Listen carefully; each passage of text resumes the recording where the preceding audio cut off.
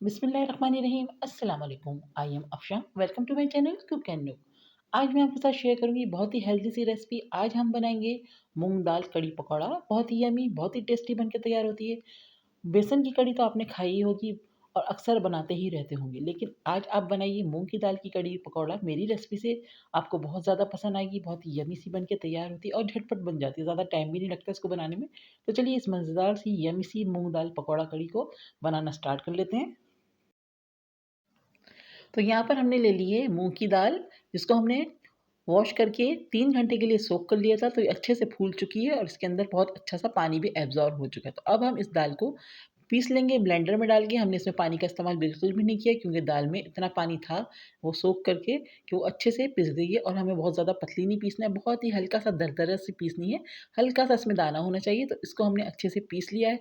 अब इसमें से हम 4 टेबल स्पून दाल को अलग कर लेंगे, जिसकी हम कड़ी बनाएँगे और बाकी के हम पकौड़े बनाएँगे। तो हम इसमें से 4 टेबल स्पून अलग करके साइड में कर देंगे। अब जो दाल हमारे पास बची है, इसको हम पहले अच्छे से फेंटेंगे, ताकि ये फ्लफ़ी सी हो जाए और वेट में हल्की हो जाए। और जब हम इसके पकौड़े बनाएँ तो बहुत ही अच्छे फूले हुए पकौड़े बन के तैयार हों। तो अब हम इसमें डालेंगे हाफ़ टी स्पून सॉल्ट और 1/4 टीस्पून हमने डाल दिया इसमें baking soda. Half tea spoon हमने इसमें डाल दिए लाल मिर्च का पाउडर। और इन सब चीज़ों को डालने के बाद भी हम बहुत अच्छे से इसको फेंट रहे हैं। विस्क की मदद से फेंटेंगे इसको बहुत अच्छे से। और अच्छे से फेंटने के बाद इसमें हम मज़ीद चीज़ें डालेंगे, जो हमारे पकौड़ों को मज़ेदार और यम्मी से बना देंगे। तो यहाँ पर हम यूज़ करेंगे इसमें 2 हरी मिर्चें, जिसको बारीक चॉप करके रखा हुआ था, 2 से 3 टेबल स्पून हरा धनिया और 1 छोटे साइज़ की अनियन, जिसको हमने ऑमलेट कट में कट किया हुआ था। तो ये सब चीज़ें हमने इसमें डाल दी हैं। अब बहुत अच्छे से इसको हम मिक्स कर लेंगे। तो यहाँ पर हमारी पकौड़ा का बैटर बिल्कुल तैयार हो गया। अब हमने ऑयल को गर्म करने के लिए रख दिया था और अब हम इसके पकौड़े तैयार कर लेंगे। तो ऑयल हमारा अच्छा सा गर्म हो गया, तो हमने इसमें पकौड़े डालना स्टार्ट कर दिए। और जैसे ही इस पे अच्छा सा गोल्डन सा कलर आएगा, तो हम इसको निकाल लेंगे। तो अंदर तक इसको अच्छे से पकने देंगे पहले। एक साइड से हो जाएँगे तो इसकी साइडें हम चेंज करना शुरू करेंगे। तो देखिए नीचे से हल्का सा गोल्डन सा कलर आना शुरू हो गया है, तो मैंने इसकी साइडें चेंज कर दी हैं। और अब हम इसको बहुत अच्छा सा फ्राई कर लेंगे।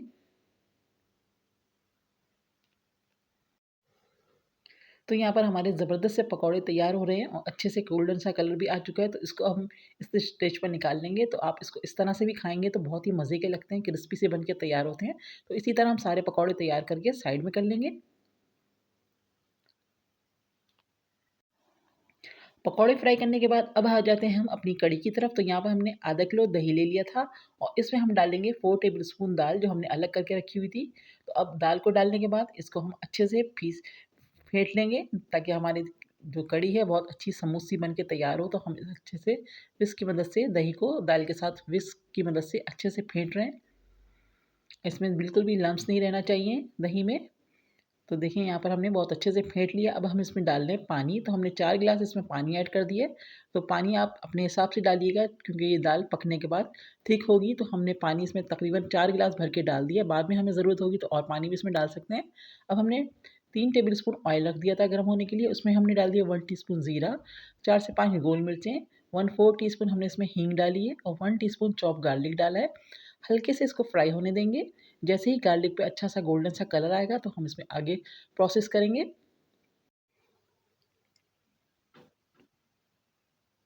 तो देखिए यहाँ पर हमारा गार्लिक में अच्छा सा कलर आना शुरू हो चुका है। तो हमने यहाँ पर ले लिया 1 टीस्पून हल्दी, जिसको हमने 4 टेबल स्पून पानी में डिज़ोल्व करके रखा हुआ था और अब हमने ये इसमें ऐड कर दिए। इस तरह से करने से हमारी हल्दी जलेगी नहीं। अब हल्दी डाल के हम इसको हल्का सा भून रहे हैं और फ्लेम हमने बहुत स्लो रखा हुआ है। और अब हम इसमें डाल देंगे अपना बैटर दही और दाल का। और इसको डालने के बाद इसको अब अच्छे से हम चलाएँगे और उस वक़्त तक चलाएँगे जब तक कि इसमें बॉयल नहीं आ जाता, क्योंकि अगर हमने इसको ऐसे ही छोड़ दिया तो इसमें लम्स बन सकते हैं। तो देखिए यहाँ पर हमारे अच्छा सा कुक हो गई है और उसमें बॉयल भी आ गया। तो हमने इसमें डाल दिया 1 टीस्पून नमक, 1 टीस्पून रेड चिली पाउडर डाल दिया हमने।